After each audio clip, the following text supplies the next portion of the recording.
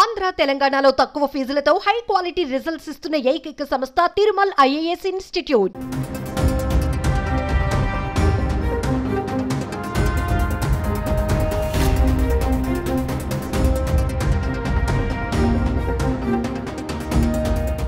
China కొత్త virus HMPV భారత్లోకి శరవేగంగా వ్యాపిస్తోంది. Corona తరహాలో మెల్లగా నమోదైన కేసులు జోరందుకున్నాయి.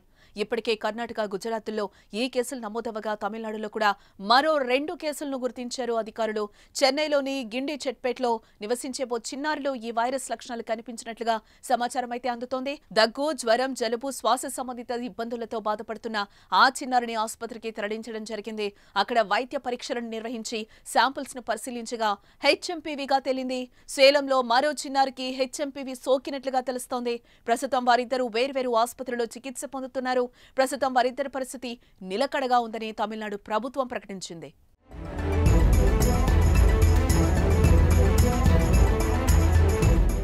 బెంగళూరులో మొదటి 2 కేసులు సోమవారం వెలుగు చూడగా తర్వాత గుజరాత్లోని అహ్మదాబాద్లో 1, బెంగాల్లోని కోల్కతాలో 1 నమోదయ్యాయి. చెన్నైలో నమోదైన 2 కేసులతో దేశంలో హెచ్ఎంపీవీ వైరస్ కేసుల సంఖ్య 6కి చేరినట్లయింది. అయితే వైరస్ సోకిన పిల్లల ఆరోగ్యం పరిస్థితి బాగానే ఉండడంతో కాస్త ఊరట కలిగించే అంశంగా మనం చూడొచ్చు. అయితే ఎలాంటి ప్రయాణ చరిత్ర లేకుండా వారికి వైరస్ ఎలా సోకిందన్నది కూడా తెలియడం లేదు ప్రస్తుతం. దీనిపైనే వైద్య నిపుణులు దర్యాప్తు చేస్తున్నారు.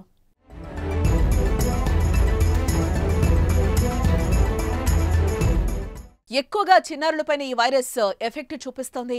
5 ఏళ్ల కంటే తక్కువ వయసున్న చిన్నారులు, ముఖ్యంగా శిశువులు, అలాగే 65 ఏళ్ల పైబడిన వృద్ధుల్లో ఈ వైరస్ లక్షణాలు త్వరగా కనిపిస్తాయని వైద్యులు వెల్లడిస్తున్నారు. ఈ కొత్త వైరస్ లో దాదాపుగా కరోనా వైరస్ లాంటి లక్షణాలే ఉన్నట్లుగా తెలుస్తోంది. తుమ్ము, దగ్గు, లాలాజలం ద్వారా వ్యాప్తి చెందుతుందని అధికారులు అంటున్నారు.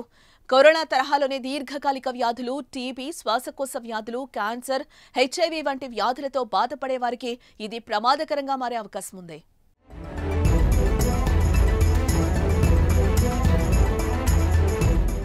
వైరస్ వ్యాప్తి నేపథ్యంలో కేంద్రం కీలక ప్రకటన అయితే చేసింది. హెచ్ఎంపీవీ వైరస్ పై చాలా అప్రమత్తంగా ఉన్నామని కేంద్ర ఆరోగ్య శాఖ మంత్రి జేపీ నడ్డా కూడా ప్రకటించారు. ఈ వైరస్ కొత్తది కాదని 2001లోనే గుర్తించారని కూడా వెల్లడించారు. అయినప్పటికీ ప్రభుత్వం అన్ని జాగ్రత్తలు తీసుకుంటోందని కూడా అంటున్నారు. పొరుగు దేశాల్లో, ముఖ్యంగా చైనాలో పరిస్థితి ఎప్పటికప్పుడు గమనిస్తున్నామని కూడా వెల్లడించారు. ఈ నెల 4వ తేదీన కేంద్ర ఆరోగ్య శాఖ హెచ్ఎంపీవీ వైరస్ పై కీలక సమీక్ష నిర్వహించినట్టుగా చెప్పారు.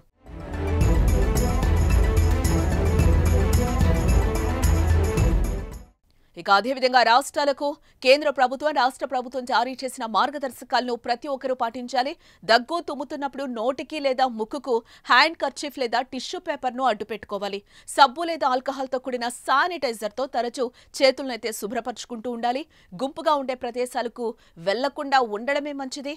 అలాంటి ప్రదేశాలకు వెళ్లాల్సి వస్తే జాగ్రత్తలు ఖచ్చితంగా పాటించాలి. ఫ్లూతో బాధపడుతున్న వారికి దూరంగా ఉండాలి. జ్వరం, దగ్గు, జలుబుతో బాధపడుతున్నప్పుడు బహిరంగ ప్రదేశాలకు వెళ్లకూడదు. గుంపులో తిరగకూడదు. చాలినంత మంచినీళ్లు తీసుకోవాలి. పౌష్టికాహారాన్ని కూడా స్వీకరించాలి. అనారోగ్యం బారిన పడినప్పుడు ఇతరులను కలుసుకోవడాన్ని తగ్గించాలి. ఇంట్లోనే ఉండాలి. గాలి ధారాళంగా వచ్చేలా ఏర్పాట్లు కూడా మనం చేసుకోవాలి. కంటి నిండా నిద్రపోవాలి. ఇతరులకు షేక్ హ్యాండ్స్ ఇవ్వకూడదు. ఒకసారి వినియోగించిన టిష్యూ పేపర్లు కానీ హ్యాండ్ కర్చీఫ్ ని కూడా మళ్లీ వాడకుండా ఉండడమే బెటర్. కొత్త వైరస్ పై కరోనాలా విజృంభించక ముందే ఈ జాగ్రత్తలను మనం ఖచ్చితంగా పాటించాలి.